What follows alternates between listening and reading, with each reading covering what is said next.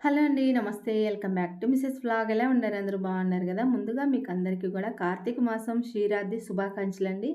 So, ఇవాళ అయితే క్షీరాబ్ది రోజు నేను పూజ ఎలా చేసుకున్నాననేది ఈ వ్లాగ్‌లో అయితే మీ అందరితో షేర్ చేసుకుంటా ఉంటాను.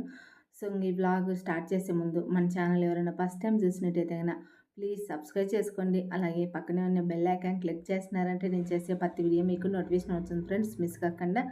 అలాగే ఒక లైక్ చేసి నన్ను ఇలాగే సపోర్ట్ చేయాలని మనస్ఫూర్తిగా కోరుకుంటా ఉన్నాను. సో, మీరు లైక్ చేయటం వల్ల ఈ వీడియోస్ అనేది ఎక్కువ మందికి రీచ్ అవుతుంది. ఎక్కువ మంది చూడగలుగుతారు.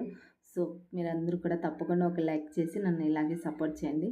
సో, నేనైతే ముందు రోజైతే నేను మంగళవారం రోజైతే పూజ అనేది చేసుకోలేదండి. సో, మనకు మంగళవారం అయితే క్షీరాబ్ది అయితే ఉంది. అలాగే మనకు మరుసటి రోజు బుధవారం రోజు 8:30 దాకా అయితే క్షీరాబ్ది ద్వాదశి అనేది మనకు గడియలనేది ఉన్నాయి. సో, నేను అందుకని నైట్ అయితే పూజ చేసేకి నాకు టైం లేదు. సో, మార్నింగే నేను 4కంతా లేసేసి ఇంట్లో గూడా చిమ్మేసి మాప్ పెట్టేసుకొని గడప దగ్గర గూడా తుడిసేసినానండి. తుడిసేసి పసుపు గూడా రాసేసినాను. ఇక్కడ తులసమ్మను గూడా రెడీ చేసుకుంటా ఉన్నాను. సో, తులసమ్మను కూడా ఇక్కడ అంతా గూడా అలంకరణ అనేది పసుపు, కుంకుమ అలాగే బియ్యం బొట్లనేది పెట్టేసినాను. సో, నేను మామూలుగా ఎప్పుడు గడప దగ్గర పెట్టుకుంటాను. గడప దగ్గర అయితే ఎక్కువ గాలైతే వచ్చందండి టెర్రస్ పైన కాబట్టి. సో, అందుకని నేనైతే ఇంట్లోనే పూజ చేసుకుందామని అంతా కూడా ఇక్కడ రెడీ చేసుకొని ముగ్గంతా వేసేసుకొని పీటకు అమ్మవారికి అంతా కూడా బొట్లు పెట్టేసుకొని తర్వాత నేను ఇంట్లో పెట్టుకుంటాను. గడపకు కూడా నేను పసుపు రాసేసి కుంకుమ బొట్లు పెట్టేసి ముగ్గు అనేది వేసుకున్నాను. సో, సింపుల్‌గా అయితే ముగ్గు అనేది వేసుకున్నానండి. నాకైతే పెద్దగా రావు. సో, పద్మం ముగ్గు అనేది వేసుకున్నాను. సో, ఎక్కువ డిజైన్ అయితే రావండి. సో, ఈ మాదిరిగా నాకు వచ్చిన కాడికి సింపుల్‌గా అనేది ముగ్గు అనేది వేసేసుకుంటాను. అది కూడా బియ్యపు పిండితో మనం ముగ్గేసుకోవాలి కాబట్టి బియ్యపు పిండితోనే ముగ్గు అనేది వేసుకుంటా ఉండాను. సో, ఇప్పుడు టైం వచ్చేసి 4:45 అయితుందండి. సో, నేనైతే 6 లోపలంతా పూజ అంతా చేసుకుందామని కొంచెం ఫాస్ట్‌గానే చేసేస్తా ఉన్నాను. సో, 8:30 దాకా అయితే ఉండాలి క్షీరాబ్ది గడియలైతే. కానీ నాకైతే 6 లోపల పూజ చేసేసుకోవాలని నాకిష్టము. సో, ఈ కార్తీక మాసాలలో మనం 6 లోపలనే పూజ చేసుకుంటే చాలా మంచిది. సో, అందుకని నేనైతే డైలీ కూడా 6 లోపలనే పూజ అనేది చేసేసుకుంటాను. గడప దగ్గర కూడా ముగ్గేసేసినాను. ఇక్కడ లోపలైతే పీటేసుకొని తులసమ్మనైతే ఇక్కడ పెట్టుకొని పూజ చేసుకుందామని. సో, ఇక్కడైతే కొద్దిగా పసుపు నీళ్ళు అనేది చల్లేసి ఈ మాదిరి ముగ్గైతే వేసుకున్నాను. సో, ఒకే డిజైన్‌లో ఒకే రకం ముగ్గైతే ఏస్తా ఉన్నాను. నాకు పెద్దగా రావు, తప్పులు పట్టద్దు. సో, ఇక్కడైతే శంకు చక్రాల నామాల మాదిరిగా వేసుకుంటా ఉన్నాను. కొంచెం నాకొచ్చిన కాడికి సింపుల్‌గా అవి కూడా చూడండి ఎంత సింపుల్‌గా వేసినానో. సో, ఈ మాదిరిగా వేసేసి పసుపు, కుంకుమ అనేది వేసుకొని పీట అనేది ఇక్కడ పెట్టుకొని తులసమ్మనైతే ఇక్కడ పెట్టుకుంటాను. సో, నేనైతే మామూలుగా నిత్య దీపారాధన కూడా చేసేసినానండి. సో, ఫస్ట్ గడప దగ్గర అయితే దీపం పెట్టేసి తర్వాత పూజారంలో కూడా పూజ అనేది చేసేసుకొని ఇక్కడ తులసమ్మ పూజ అయితే స్టార్ట్ చేసినాను. ఈరోజైతే ఉసిరికాయ దీపాలు 9 అయితే ఈ మాదిరిగా వెలిగిచ్చా ఉన్నాను.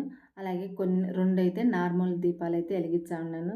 సో, ఉసిరికాయ దీపాలైతే ఈ కార్తీక మాసంలో అయితే డైలీ కూడా వెలిగిస్తే చాలా మంచిది. సో, నేనైతే కార్తీక మాసాలలో నాకు ఎంత వీలైతుందో అంతవరకు నేను ఈ ఉసిరికాయ దీపాలనేది వెలిగిచ్చాను. సో, పువ్వొత్తులొచ్చేసి నేను ముందే నానేసి పెట్టినానండి నువ్వుల నూనెలో.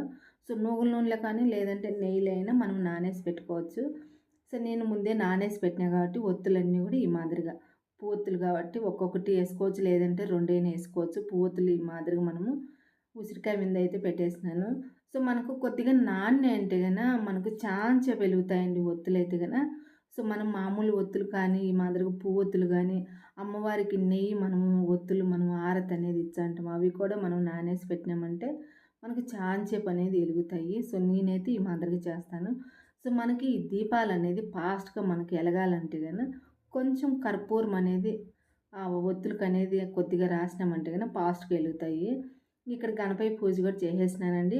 ఫస్ట్ మనం ఏ పూజ చేయాలన్నా గణపతి పూజ చేసుకోవాలి కాబట్టి గణపతికి కూడా పూజ చేసేసుకొని బెల్లం నైవేద్యం పెట్టి పూలు అలాగే పసుపు కుంకుమ అక్షంతలు సమర్పించుకొని నమస్కారం చేసుకొని ఇక్కడైతే పూజ అనేది స్టార్ట్ చేసినాను.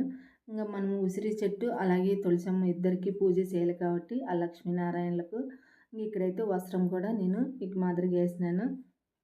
అలాగే పసుపు, కుంకుమ కూడా వేసి పూలతో అయితే అలంకరణ అనేది చేసుకున్నాను. సో, నాకు తెలిసినంత వరకు నేనైతే ప్రతి సంవత్సరం ఈ మాదిరిగా సింపుల్‌గా చేసుకుంటానండి. సో, మెయిన్ అయితే ఇక్కడ బెంగుళూరుకి వచ్చిన నుంచి ఒక ఆంటీ అయితే చెప్పింది. సో, అప్పటి నుంచి అయితే నేను ఈ పూజ అనేది చేస్తా ఉన్నాను. సో, మామూలుగా కార్తీక మాసాలంటే ఓన్లీ దీపం పెట్టేదని నాకైతే తెలుసు. సో, ఒక ఆంటీ అయితే చెప్పింది ఈ మాదిరిగా పూజించి చాలా మంచిదండి. సో, ఇంగ అప్పటి నుంచి అయితే ప్రతి సంవత్సరం గూడా ఇదే మాదిరిగా పూజ అనేది చేసుకుంటానండి. సో, నాకు చెప్పిన ఆంటీ అయితే భలే బాగా చేస్తుంది పూజలైతే వాళ్ళదైతే తమిళనాడు. చానా బాగా చేస్తారు వాళ్ళు పూజలైతే. సో, ఆ ఆంటీని చూసే నేనైతే ఈ మాదిరిగా పూజలనేది నేర్చుకున్నాను. సో, నేను గూడా ఈ మాదిరిగా అయితే చేసేకి స్టార్ట్ చేసినాను. సో, చానా మంచిదండి. ఈ మాదిరిగా మనము లక్ష్మీనారాయణ పూజ అనేది చేసుకుంటే అంటే తులసమ్మ, అలాగే ఉసిరి చెట్టుకి ఇద్దరికి గూడా మనం పూజ చేసుకున్నామంటే సో, మనం కోరిన కోరిక ఆ దేవుడి దగ్గర మనం చెప్పుకున్నామంటే, ఆ కోరిక తప్పకుండా నెరవేరుతుందండి. మనం కోరుకునింది అది మంచిదై ఉండాల, స్వార్థమై ఉండకూడదు. సో, మనం కోరుకున్న మంచిది ఆ దేవుడి దగ్గర చెప్పుకొని మనం ఈ పూజ అనేది చేసుకున్నామంటే తప్పకుండా నెరవేరుతుంది. సో, ఎందుకంటే నా ఎక్స్‌పీరియన్స్‌తో నేనైతే చెప్తా ఉన్నాను. సో, నాకైతే ముందు ఈ పూజే తెలీదు. నేను ఈ పూజ అయితే స్టార్ట్ చేసినానండి. ప్రతి సంవత్సరం గూడా ఈ పూజ అనేది చేసుకుంటాను. సో, ఇక్కడైతే మామూలుగా మనము దీపాలన్నీ కూడా ఎలిగిచ్చేసి, తర్వాత అగరబత్తుల ధూపం, అలాగే ధూపం అయితే ఇచ్చినాను. సో, నేనైతే అక్షింతలేచ్చ నేను అష్టోత్తరం అయితే చదువుకున్నానండి లక్ష్మీనారాయణదైతే. సో, నేనైతే అష్టోత్తరం చదువుకుంటా. తర్వాత అంటే మామూలుగా ఫోన్‌లో పెడతా నేను ఈ మాదిరిగా పూజ అనేది చేసుకుంటాను. మనకి ఏమి రాలేదంటే శ్రీమాత్రే నమః, శ్రీమాత్రే నమః అనుకోవచ్చు. సో, దేవుడికైతే అలంకరణ అయితే ఈ మాదిరిగా చేసినానండి. ఉసిరికాయ దీపాలు కూడా ఎలిగించినాను. అలాగే పసుపు, కుంకుమ, అక్షింతలు సమర్పించుకొని దీపాలకు కూడా నమస్కారం చేసుకొని, పొంగలైతే నైవేద్యం పెట్టి, తాంబూలం అయితే సమర్పించుకొని, పూజ అయితే ఈ మాదిరిగా చేసుకున్నాను. దేవుడు అష్టోత్తరాలు చదువుకుంటా నేనైతే పూజ చేసుకున్నాను. మనం అష్టోత్తరం అంతా చదివేసినాక కర్పూరం హారతి గానీ, లేదంటే పంచహారతి గానీ ఇవ్వచ్చు. సో, తర్వాత నేను కొబ్బరికాయ కూడా కొట్టినానండి. అష్టోత్తరం అంతా అయిపోయినాక నైవేద్యం అయితే సమర్పించుకొని కొబ్బరికాయ అయితే కొట్టి, దేవుడికైతే కర్పూరం నీరాజన అయితే ఇచ్చినాను. సో, మనము కర్పూరం నీరాజన ఇయ్యచ్చు, లేదా పంచహారతి కూడా ఇయ్యచ్చునండి. చాలా మంచిది. సో, ఇప్పుడు టైం వచ్చేసి 6కి ఒక 10 మినిట్స్ అయితే తక్కువుంది. సో, నేను 6కి లోపలనే పూజ అనేది కంప్లీట్ చేసేసుకున్నాను. క్షీరాద్రి పూజ అనేది నేనైతే సింపుల్‌గా ఈ మాదిరిగా చేసుకున్నాను. మీకెలా అనిపించిందనేది నాకు కామెంట్ చేయటం అస్సలు మర్చిపోద్దు. సో, మన సబ్స్క్రైబర్ వీళ్ళు ఇక్కడ పెట్టకూడదు, అటుపక్క పెట్టుకోవాలని అన్నారు. అయితే అర్థం కాలేదు. కొంచెం క్లియర్‌గా చెప్తే నాకు అర్థమవుతుంది. ప్లీజ్ అమ్మ మళ్ళా ఒకసారి చేయండి. అది నాకు క్లియర్‌గా అర్థమయ్యేలా చేయండి. సో, ఇక్కడైతే ఈ మాదిరిగా చేసుకున్నాను. కర్పూరం హారతి అయితే ఇచ్చినాను. నేను దేవుడికైతే ఈరోజు సో, నిదానంగా టెన్షన్ లేకుండా ప్రశాంతంగా పూజ అయితే చేసుకున్నానండి. పూజ అంతా కూడా కంప్లీట్ అయిపోయింది. సో, మనము ఈ కార్తీక మాసాలలో 6 లోపల పూజ అనేది చేసేసుకున్నామంటే చాలా మంచిది. సో, నేనైతే ఈ మాదిరి ఫాలో అయితానండి. సో, మీరెలా పూజ చేసుకున్నారనేది నాకు కామెంట్ చేయటం అస్సలు మర్చిపోద్దు.